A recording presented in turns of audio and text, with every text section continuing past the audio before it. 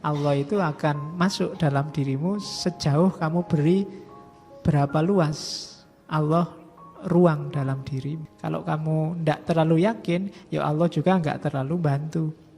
Makin mantap kepasrahanmu, semakin dalam Allah masuk.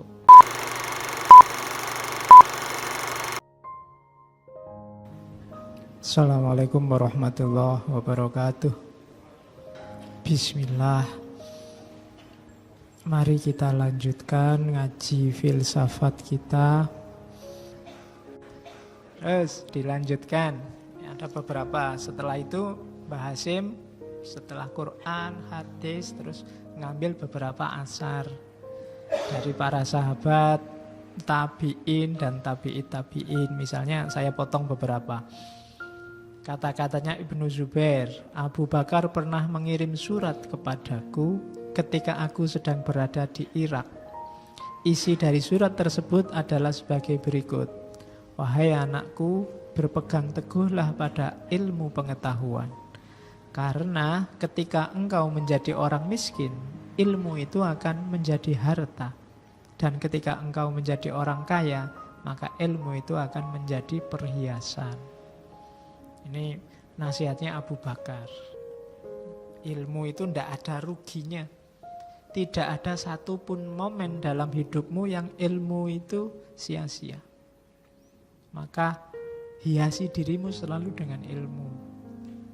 Itu nasihatnya Abu Bakar. Ada lagi Mu'adz bin Jabal. Katanya Mu'adz bin Jabal, ini sahabat, pelajarilah ilmu pengetahuan. Belajar karena mempelajarinya adalah kebajikan.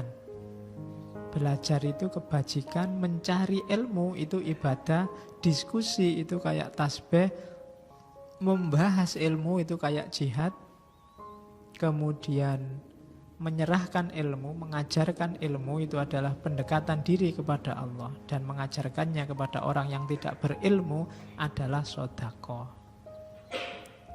Jadi ini ilmu itu, bagian apapun dari ilmu itu nilainya pasti positif. Kamu ngajar adikmu satu hal saja, itu sama kayak kamu sedekah. Kenapa? Karena mengajarkan ilmu itu bernilai sedekah. Meskipun kamu bukan guru, meskipun kamu bukan dosen. Ada orang tidak bisa nyebrang, kamu ajari dia caranya nyebrang, itu kan kamu yang punya ilmu nyebrang, dia tidak punya. Apalagi yang nyebrang cantik, terus kamu ajari. Itu namanya sedekah. Jadi sedekah itu bisa menggunakan ilmu. Selama ini kan kamu ngertinya sedekah itu senyum. Senyummu pada saudaramu itu sedekah. Cuma ya dibandingkan hanya senyum-senyum, ya mending sedekah ilmu. Gitu loh. Jadi kalau temenmu tiap hari senyum-senyum saja, nggak pernah berbagi ilmu, ya kamu bilang aja, mbok ya sudah senyumnya ganti sekarang sedekahnya ilmu, saling berbagi. Karena justru lebih mantap kalau saling berbagi ilmu daripada hanya berbagi senyum. Ya senyum ya penting, diawali dengan senyum terus dilanjutkan dengan ilmu. Kalau sudah selesai baru nyebrang berdua. Terus ada lagi Imam Syafi'i. Katanya Imam Syafi'i, seandainya para ahli ilmu, ahli fikih, minggu lalu saya bilang fikih itu sebelum spesifik jadi bidang keilmuan, semua jenis bidang ilmu agama disebut fikih.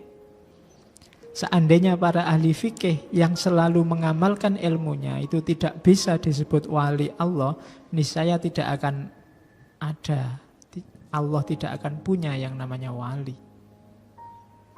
Jadi wali pasti ulama, dan tidak bisa sebaliknya. Tidak ulama tidak pasti wali. Jadi kalau katanya Imam Syafi'i, kalau ahli fikih itu tidak bisa disebut wali, ya Allah tidak punya wali sudah. Tidak ada Mungkin kamu yang suka belajar tasawuf, baca kitab-kitab sufi, coba dicek mana ada ulama sufi yang tidak ahli fikih, tidak ahli agama.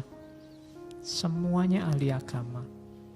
Saya sering bilang, para sufi ini sudah khatam jalurnya. Mulai dari dasar sampai puncak. Maka kalau ada yang bilang sufi itu anti syariat, tidak mungkin. Karena untuk sampai di makom kesufiannya, dia sudah melampaui syariat, melalui syariat. Dia sudah syariat, thariqat, hakikat, ma'rifat, sudah dilewati semua. Jadi nggak mungkin ada sufi yang anti syariat. Kalau ada yang begitu, mungkin hanya ngaku-ngaku sufi. Katanya Imam Syafi'i, sufi pasti ahli fikih. Kalau enggak ada orang yang layak disebut wali. Terus, Ibnu Mubarak. Seseorang itu masih dianggap pandai selama ia mencari ilmu. Apabila ada seorang menganggap dirinya pandai, maka ia benar-benar masih bodoh, telah bodoh. Nah, kalau kamu ingin dianggap pinter, carilah ilmu. Pinter tidaknya dirimu, ukurannya bukan berapa IP-mu, ilmu apa saja yang sudah kamu hafalkan, tapi sebesar apa semangatmu mencari ilmu. Dan lawannya adalah orang yang sudah merasa pinter. Kalau orang yang merasa pinter, itu sebenarnya ciri bahwa dia masih bodoh. Jadi isinya masih belum banyak. Karena orang itu kalau isinya banyak, kalau orang Indonesia kan ada pepatah, padi itu semakin banyak isinya semakin menunduk. Ini kalau isinya banyak dia akan menunduk. Cuma menunduknya ini bukan karena secara sengaja dia menunduk, otomatis dia menunduk. Otomatis orang pinter itu akan tahu bahwa dia tidak tahu banyak hal. Semakin orang sadar bahwa dia tidak tahu banyak hal, biasanya orang ini semakin pinter. Tapi semakin orang merasa bahwa ilmuku sudah tinggi, semakin dia sebenarnya belum ngerti banyak hal. Makanya Sokrates bilang, satu-satunya yang aku tahu adalah aku tidak tahu apa-apa. Karena dia ngerti, dia tahu banyak hal, tapi lebih sangat banyak hal yang dia tidak tahu. Mungkin dulu pernah saya ilustrasikan, ketika kamu tahu sesuatu, saat itu juga muncul banyak sekali pertanyaan tentang pengetahuanmu itu. Semakin kamu sadar bahwa sebenarnya kamu tidak tahu apa-apa. Sama kayak misalnya dulu saya kasih contoh, kamu punya teman, selama ini biasa-biasa aja. Tiba-tiba sekarang pacaran. Pengetahuanmu tentang dia yang pacaran ini kan melahirkan banyak sekali pertanyaan. Loh, kapan nembaknya ya? Mulai kapan jatuh cintanya ya? Itu nembak di mana ya? Kok saya enggak? Loh, pertanyaannya kan banyak. Wah, aku berarti enggak tahu apa-apa selama ini. Tiba-tiba saja sudah jadian. Jadi pengetahuanmu tentang dia jadian itu melahirkan banyak sekali pertanyaan lain. Semakin, berarti saya enggak ada apa-apanya. Kalah aku. Dia sudah sampai segitu, saya masih belum apa-apa. Saya ternyata sangat sedikit tahu tentang dirinya. Ilmu juga begitu. Begitu kamu tahu A, nanti muncul banyak sekali pertanyaan sehubungan dengan A ini. Semakin kamu berarti saya nggak tahu apa-apa ini. Nah itulah. Tapi semakin kamu nggak tahu, biasanya semakin orang merasa tahu, biasanya sebenarnya semakin banyak dia nggak tahu. Jadi semakin orang itu pinter, dia akan semakin menunduk. Kenapa? Karena dia sadar dia tidak tahu banyak hal. Bukan karena secara sengaja menunduk. Aku pinter ini sebenarnya, aku tak sengaja menunduk. Nggak usah dipamer-pamerin, enggak. Kalau kamu merasa begitu, sebenarnya kamu merasa pinter, merasa sudah pandai. Menundukmu itu bukan karena itu, tapi karena kamu sadar sangat banyak hal yang kamu tidak tahu. Bukan karena aku wis pinter ini, tak nyamar aja biar yang lain tidak tahu. Kayaknya tidak ngerti apa-apa lah. Mesti. Kalau begitu ya sama aja, kamu kayak orang yang pamer, orang yang merasa pinter tadi. Oke, Imam Waqi', ini kemarin gurunya Imam Syafi'i, berkata seorang laki-laki tidak akan dikatakan alim sampai ia mau mendengarkan orang yang lebih tua, mau mendengarkan orang yang umurnya sebanding, dan mau mendengarkan orang yang lebih muda. Jadi kalimatnya dibikin panjang, intinya mau mendengarkan siapa saja. Jadi orang yang disebut alim itu dia bukan sebesar apa ilmunya yang kemudian diajarkan, tapi cirinya orang alim itu dia bisa mengambil pelajaran dari siapa saja, dari apa saja, mendengarkan siapa saja, baik orang lebih tua, orang yang umurnya sebaya, atau orang yang lebih muda. Jadi itu cirinya orang alim, tidak pada ilmu apa saja dan sedalam apa yang sudah dikuasai, tapi sikap mentalnya yang selalu terbuka untuk belajar, mendapat ilmu baru, wawasan baru. Kalau kalian punya sikap mental yang semacam ini, maka kalian boleh disebut sebagai orang alim. Kalau hari ini kan kamu menyebut orang alim itu orang yang menunjukkan ilmunya, menunjukkan kealimannya. Sebenarnya ciri utama bukan itu. Apalagi kamu hari ini banyak ketipu orang yang seolah-olah alim. Seolah-olah alim itu kelihatannya dari luar alim, tapi casingnya saja, isinya ternyata tidak.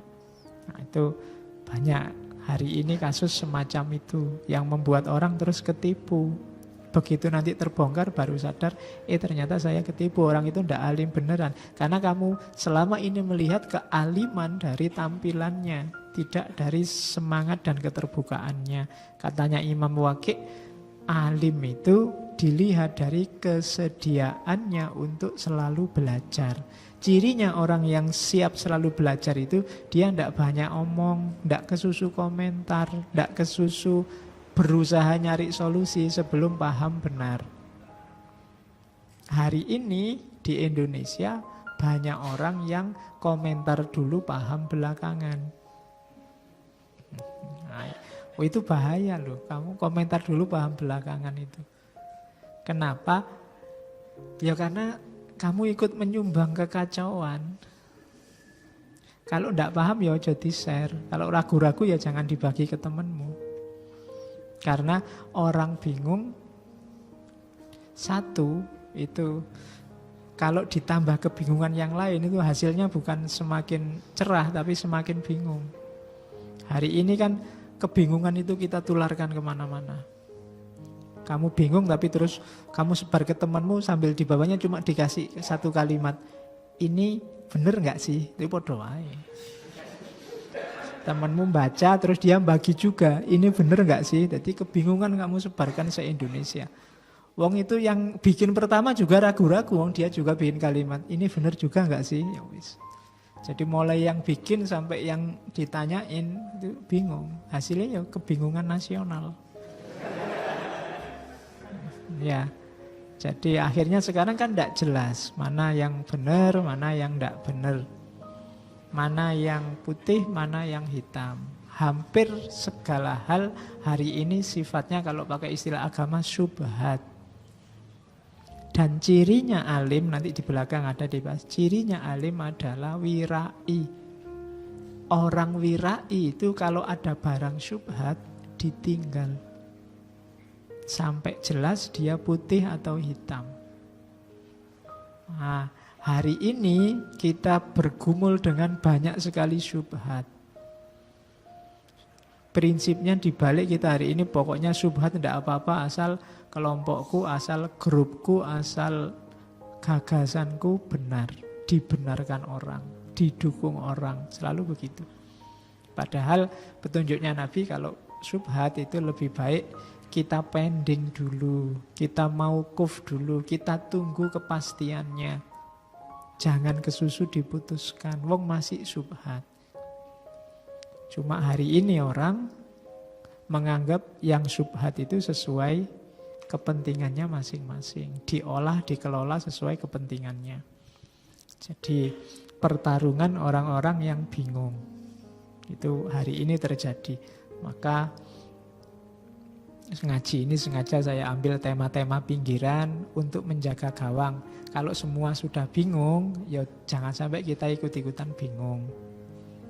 Jadi maka kita cari tema yang tidak syubhat, yang pasti-pasti saja. Ya mungkin kapan-kapan kita ambil tema yang kontekstual, tapi yang kontekstual yang tidak syubhat lagi, yang sudah jelas hitam dan putihnya. Terus ini kalau tadi keutamaan ilmu, ada beberapa juga Mbak Hasim ngomong keutamaan ulama. Yang jelas dunia ini masih tertib, masih berputar dalam hukumnya atas jasa para ulama. Yo alim itu kan ilmunya tidak cuma ilmu agama. Ada alim di bidang fisika, di bidang matematika, di bidang biologi. Mereka ini kan yang penyangga tertibnya dunia, orang-orang yang berilmu. Nah, katanya Nabi, dunia ini akan hancur karena lenyapnya ulama. Semakin berkurang ilmuwan, dunia ini akan semakin ruwet. Ilmuwannya berkurang, politikusnya tambah, bisnismennya tambah. Oh, itu alamat sudah dunia semakin lama semakin kacau. Karena ilmuwan tidak terlalu menjanjikan. Uangnya kecil, terus orang berlomba-lomba. Yang ilmuwan nanti masuk dunia politik atau masuk dunia bisnis. Akhirnya kita banyak kehilangan ulama dalam tanda petik. Ulama dalam berbagai bidang. Akhirnya apa? Dunia hancur. Kenapa? Karena pada akhirnya urusan-urusan dunia diserahkan pada orang yang tidak ngerti ilmunya. Itu maksudnya hadis itu. Ketika urusan sudah diserahkan pada orang yang tidak ngerti ilmunya, hasilnya ya mesti rusak. Kenapa kok nggak diserahkan pada yang ngerti ilmunya? Yang ngerti ilmunya sudah pergi. Entah pergi ke bidang yang lain yang lebih profit, yang lebih banyak hasilnya, atau meninggal. Jadi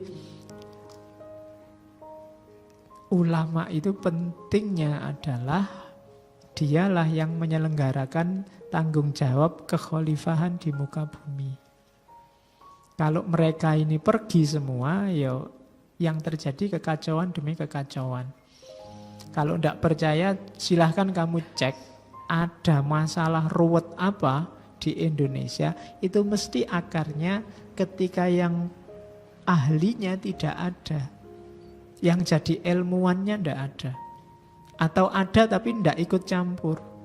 Atau ikut campur tapi tidak dipercaya. Atau ikut campur dan dipercaya tapi banyak tekanan. Oke. Maka Nabi mengingatkan itu. Makanya kita hargai ulama itu antara lain dengan cara kita posisikan para ulama itu pada makomnya sebagai ulama. Oke, tidak hanya dihargai dalam arti tidak boleh dicaci maki, itu ya pastilah. Tapi ada yang lebih penting, kita posisikan mereka dalam porsinya dan proporsinya.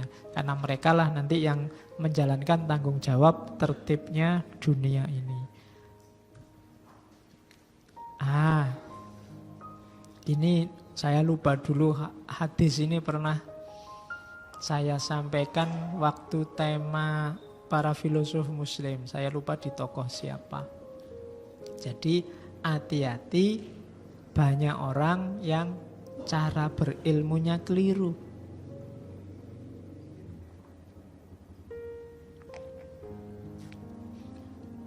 Itu peringatannya Nabi. Man tolabal ilma liyujadilal ulama wa yumariya bihis sufaha wa yasrifa bihi wujuhan nasi ilaihi. Kalau ada orang nyari ilmu niatnya 3 ini, adkholahun nar. Barang siapa mencari ilmu Tujuannya yang pertama untuk mendebat para ulama. Jadi mungkin ada ulama atau tokoh apa yang tidak kamu setujui pikirannya, terus kamu cari-carikan dalil, kamu cari-carikan alasan untuk membantah pikirannya. Jadi tujuanmu cari ilmu hanya untuk membantah, hanya untuk mendebat. Wa yumari bihis sufaha, atau untuk menipu orang-orang bodoh, membuat mereka terpersona. Wah, pinter banget orang ini. Wah, orang ini kalau ngomong enak sekali. Wow, wa yumari bihis sufaha wa yasrifa bihi wujuhan nas ilaihi. Yasrifa bihi wujuhan nas itu dan berpaling padanya wajah-wajah orang lain. Maksudnya apa? Popularitas, ingin terkenal. Jadi nyari ilmu tujuannya untuk menang debat, tujuannya untuk menipu orang lain, menipu orang yang tidak ngerti, biar mereka gampang diatur, gampang diarahkan. Atau hanya ini nyari popularitas, hasil akhirnya neraka. Adkholahun nar. Maka hati-hati tadi dengan niat. Bahwa ada temanmu atau gurumu atau ustadzmu yang tidak kamu setujui gagasannya, tidak masalah. Tapi jangan gara-gara itu terus kamu cari-carikan dalil. Beda loh ya, mencari dalil dengan mencari-cari dalil. Kalau mencari-cari dalil, nyari yang cocok. Yang tidak cocok dibuang. Tapi kalau mencari dalil, sifatnya lebih objektif. Cari-cari alasan dengan mencari alasan kan beda. Mengapa kamu begitu? Terus, Pak, alasannya gini loh Pak. Itu jelas. Tapi kalau mencari-cari itu kamu bikin-bikin alasannya. Nah, liyujadila bihil ulama itu untuk kamu pengen debat, pengen nyari-nyari biar ulama kelihatan bodohnya. Nanti tak tunjukkan dalilnya. Oh, orang ini bodoh sekali, baru ngerti segitu aja berani-beraninya ngomong. Saya tak carikan. Kalau niatnya itu, atau niatnya biar anak yang tidak ngerti itu terpesona semua. Biar teman-temanmu wow semua, wow pinter banget. Aku tidak ada apa-apanya dibanding dia. Wa yasrifa bihis wa yumari bihis sufaha. Orang-orang bodoh terpesona, tertipu, dan terus kamu dapat popularitas. Mungkin kamu diundang ceramah kemana-mana, masuk TV, atau disuruh khotbah Jumat di mana-mana. Sekali Jumat bisa 2-3 kali khotbah. Nah itu berarti ya tujuannya hanya popularitas, maka adkholahun nar. Dulu kita pernah ngaji orang sofis, kelompok sofisme. Boleh dibuka lagi sesi sofisme. 3 ciri ini jadi karakternya orang sofis. Berdebat, pamer, dapat popularitas, terus dia mengambil keuntungan dari ilmunya.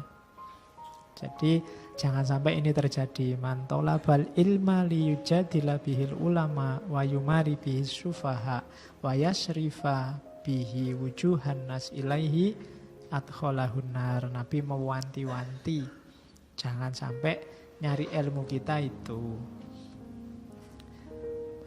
Baru masuk sekarang akhlaknya muta'alim. Nanti yang alim ada di belakang. Oke, sebelum mencari ilmu seorang muta'alim, yang pertama tazkiyatun nafas. Ayo hati kita dibersihkan.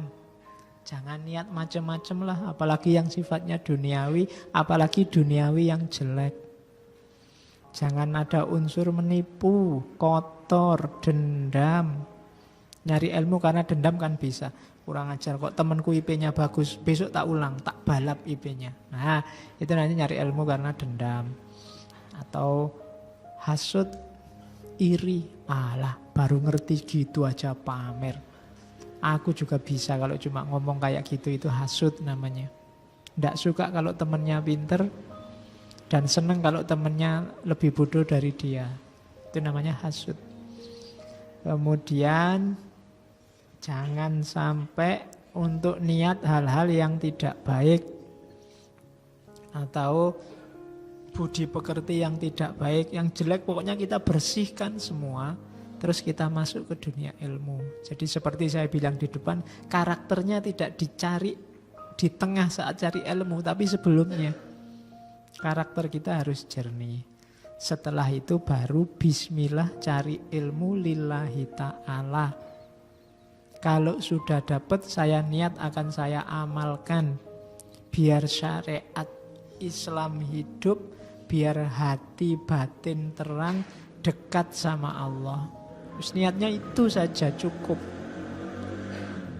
Sisanya biar Allah yang ngatur. Jangan tertipu oleh cita-cita duniawi. Apapun itu, nanti menjebakmu sendiri. Kalau bahasa pesantrennya membuat ilmu tidak barokah. Ilmu tidak barokah itu ilmunya malah jadi sumber masalah. Hari ini kan banyak pengetahuan yang jadi sumber masalah. Jadi sumber debat, gegeran, terus jadi sumber perpecahan, jadi sumber gontok-gontokan. Nah itu ilmunya jadi sumber masalah, tidak barokah. Biar barokah, bersihkan dari awal dirimu, kemudian isilah dengan niat lillahi ta'ala. Jadi kalau ditanya kuliah nyari ilmu. Besok kalau lulus mau jadi apa? Ya terserah Allah. Wong kita punya Tuhan. Yang penting kita sungguh-sungguh serius berusaha, apakah itu berusaha cari ilmu atau besok berusaha untuk bekerja, Allah pasti membuka jalan. Yakin kamu? Yakin. Nah itu kalau yakin mantap ya. Kadang-kadang kan kamu ragu sendiri. Kalau kamu ragu ya hasilnya ya setengah. Saya sering bilang Allah itu akan masuk dalam dirimu sejauh kamu beri berapa luas Allah ruang dalam dirimu. Jadi Allah kamu kasih dalam hidupmu berapa persen, ya sejauh itu Allah masuk. Kalau kamu yakinnya cuma 50%, ya Allah datangnya cuma 50%. Kalau kamu beri Allah jatah 99% untuk hidupmu, ya Allah datangnya 99%. Kalau kamu tidak terlalu yakin, ya Allah juga enggak terlalu bantu. Jadi Allah inda dzoni abdi, makanya semakin mantap kepasrahanmu, semakin dalam Allah masuk. Biasanya semakin orang wawasannya luas itu tipuannya di situ. Semakin pertimbanganmu banyak kan semakin banyak hal lepas. Termasuk hubungannya sama keimanan tadi. Kamu terus mikirnya ya rasional aja lah Pak. Kita ini kan manusia. Kalau kuliah saya nilainya jelek, kemudian wajahku ya jelek, kemudian IP ku ya jelek, terus besok mau jadi apa? Kita rasional aja lah Pak, manusiawi aja lah Pak, kan ngono. Ya ilmumu sendiri yang menjebakmu jadi begitu. Bagi Allah kan tidak ada yang tidak mungkin. Saya kuliahnya filsafat Pak, besok mau jadi apa? Di lowongan manapun tidak ada, dicari. Ya kan? Dicari seorang filosof itu tidak ada. Ya kan? Saya ngertinya belajarnya ilmu tasawuf Pak. Buka koran tidak ada dicari seorang sufi ngono ra ono. Ya, nah kerjanya apa Pak saya itu? Ya sampai segitu nanti Allah intervensi dalam hidup. Maka yakinlah, tidak usah khawatir. Wong Jokowi pengusaha mebel iso dadi presiden. Ya kan? Soeharto prajurit pangkatnya apa jadi presiden. Soekarno orator pejuang jadi presiden. Megawati, Ibu Megawati ya iso dadi presiden.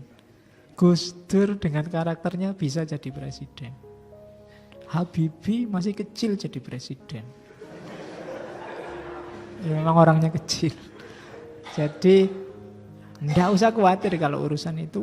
Tugasmu cuma berusaha aja semaksimal mungkin nyari ilmu, nyari rezeki. Kalau besok kerja pasrahkan pada Allah. Allah yang ngatur. Oke, jadi nyari ilmu yang pertama bersihkan diri, niatlah yang baik. Setelah itu baru ini adab sebenarnya, tapi di adabul alim dijadikan satu. Akhlak sama adab, ya bahasa umumnya memang attitude, perilaku. Yang pertama, untuk membantu niat yang baik tadi, jangan menunda-nunda. Ini penyakit yang banyak kita alami sebenarnya. Tidak segera dikasih tugas oleh dosennya, nanti di pertemuan ke-13, ya nggarapnya malam sebelum pertemuan ke-13. Akhirnya kesusu-susu, begitu waktunya presentasi, oh tadi malam lampunya mati ya Pak. Alasannya gitu, terus belum di print Pak, printer saya kok yang ngadat. Kalau pas ngeprint makalah mesti ngadat Pak, kalau yang lain enggak. Jadi enggak, kenapa enggak kemarin-kemarin, kita menunda-nunda. Ada tugas nulis ya ditunda-tunda. Kalau kepepet baru senyampe-nyampeknya. Segeralah. Karena petunjuk Al-Quran fa'idha faragta fansab. Kalau kerjaanmu yang ini selesai, kamu bisa ganti yang lain segera. Dan nanti kamu akan produktif. Karyamu banyak. Kalau kerjaan satu itu enggak selesai-selesai ya sudah. Mau nulis, semangat Pak nulis, begitu pegang laptop terus sebentar Pak buka Facebook dulu, ya kan, terus baca postingannya orang, ikut ngomentari, terus buka yang lain, kok ada yang bagus postingan, akhirnya nggak situ nulis. Karena begitu, mau baca juga begitu lihat HP kok WA banyak yang ribut apa ini, terus nggak jadi. Jadi jangan ditunda. Belajarmu, urusan ilmu, segerakan, dahulukan. Kalau sudah selesai, pengen Facebookan sebentar, main WA sebentar, monggo. Tapi tugasmu selesai, kamu bisa ganti ke tugas yang lain. Jadi nasihatnya Mbak Asim, yuk bersegera. Terus qanaah. Itu gandengannya niat lillahi ta'ala tadi, itu qanaah. Qanaah itu tidak banyak keinginan dan angan-angan. Mikirnya gak usah aneh-aneh, membayangkan yang macam-macam, wis pokoknya sinau aja. Terima aja apapun hasilnya dalam hidupmu tentang apapun. Karena biasanya kalau kamu gak qanaah, sangat banyak hal yang bisa kamu jadikan alasan untuk tidak serius cari ilmu. Pak, yo enak temanku itu duitnya banyak Pak, bisa beli buku terus, saya ndak bisa. Alasan. Pak, ya enak dia Pak, karena kos-kosannya enak, gak terganggu, belajarnya tenang. Saya ini kos-kosan cae kaya setan kabeh. Misalnya.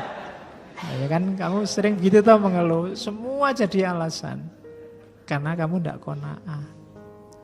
Jadi segera dikerjakan dan qanaahlah terhadap situasimu. Ndak usah, kenapa kamu jadi mengeluh? Karena kamu ingin banyak hal yang tidak kamu miliki. Nanti kalau kamu memiliki yang kamu inginkan yang lain dan tidak ada habisnya. Kalau kayak dia enak Pak, laptopnya edisi terbaru, mau download, mau apa-apa cepet. Saya ini laptopnya masih laptop lama Pak, sering hang, masih harus dipukul-pukul, masih harus digoyang-goyang. Nah, ya selalu mengeluh. Oke, jadi yang kedua qanaah, terima situasi sekelilingmu, atasi itu. Tidak usah terlalu banyak berangan-angan. Karena terlalu banyak berangan-angan, keinginan macam-macam biasanya terus tidak jalan. Yang ketiga, adab akhlaknya pencari ilmu. Selanjutnya, membagi waktu, memanfaatkan waktu. Ini juga yang kita hari ini sangat banyak ketipu oleh waktu. Seolah-olah waktu kita sempit padahal banyak. Seolah-olah kita sibuknya luar biasa, padahal ya nggak punya jabatan apa-apa, nggak jadi apa-apa, itu kok penting banget. Terus waktunya susah, wah kapan ya Pak saya bisa mulai nulis? Seolah-olah waktumu itu repot terus, jadi mulai nulis saja kamu bingung. Loh emangnya kamu nggak punya waktu? Banyak sih Pak, tapi kapan ya Pak saya bisa menyelesaikan? Banyak waktumu, coba diatur, manfaatkan yang baik. Karena kan ada pepatah kan, al-waktu kasaif. Kalau bukan kamu yang motong waktu, kamu yang dipotong oleh waktu.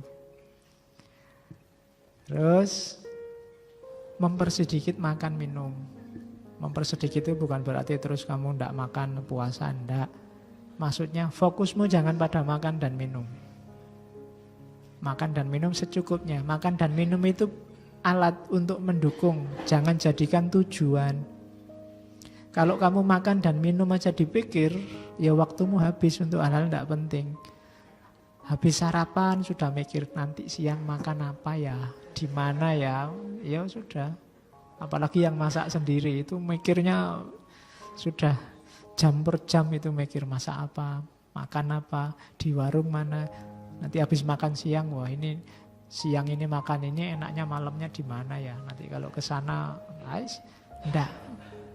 Makan itu enggak usah dipikir panjang-panjang, waktunya makan baru mikir. Oke. Jadi enggak usah membayangkan yang aneh-aneh, ya punyanya berapa ya itu.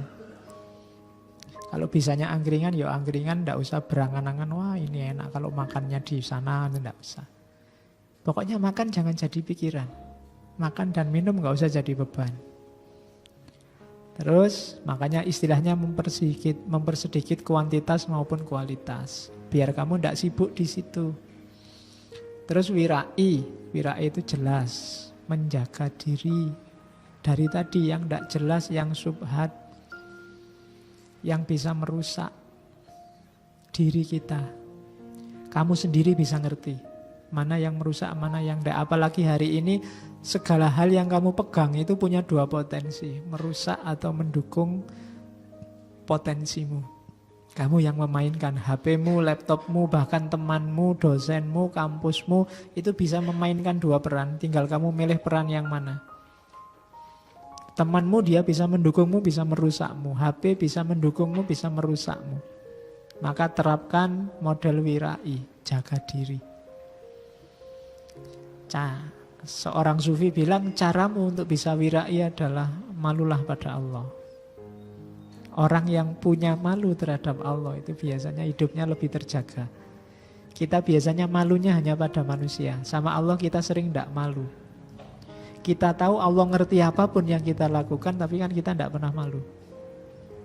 Kalau pas dosa, loh Allah ngerti loh kalau kamu gitu. Tenang aja, Allah kan gak cerewet. Kita lebih santai kalau Allah yang tahu. Kalau kamu bisa punya rasa malu pada Allah, malu dilihat Allah, hidupmu akan luar biasa. Tidak usah banyak orang nasihati kamu, nuntun kamu sudah otomatis tertib hidupmu. Kesadaran dan rasa malu di hadapan Allah itu luar biasa. Terus yang selanjutnya, tidak banyak tidur. Tidak banyak waktu terbuang sia-sia untuk tidur. Tidur itu normal sajalah, maksimal 8 jam. 8 jam itu sudah sepertiga umurmu dalam sehari. Sehari cuma 24. Kalau kamu tidurnya 7, 8 itu sudah. Oh saya kalau malam jarang tidur Pak, ya podo wae. Kalau pagi sampai siang kamu tidur. Total-totalannya biasanya lebih panjang malahan kadang-kadang. Jadi jangan banyak tidur. Apalagi di jam-jam produktif. Kamu sendiri yang bisa manajemen waktunya. Terus tidak terlalu asyik dalam pergaulan bahasanya Mbah Hasyim. Karena kadang-kadang pergaulan sama teman itu menghabiskan waktu. Bukan tidak boleh. Boleh, cuma jangan terlalu tenggelam di situ. Ya jangan anti teman. Tapi secukupnya. Syukur-syukur bisa mendukung pertumbuhan wawasanmu, pertumbuhan keilmuanmu. Jadi jangan tenggelam di situ, apalagi dengan lawan jenis. Itu biasanya kalau sudah masuk ke dunia itu kamu susah keluar sudah dengan lawan jenis. Yo lebih gawat lagi kalau sesama jenis. Cuma ya normalnya kan lawan jenis. Jadi kalau ada yang masuk kategori sesama jenis itu lebih bahaya lagi. Oke, kamu sendiri yang ngatur untuk urusan pergaulan. Kamu ngertilah dosismu sendiri. Dosis yang tidak membahayakan masa depanmu untuk urusan pergaulan. Karena ini juga penting. Untuk kematangan ilmumu kamu butuh orang lain kadang-kadang. Maka manfaatkan pergaulan untuk membantu itu.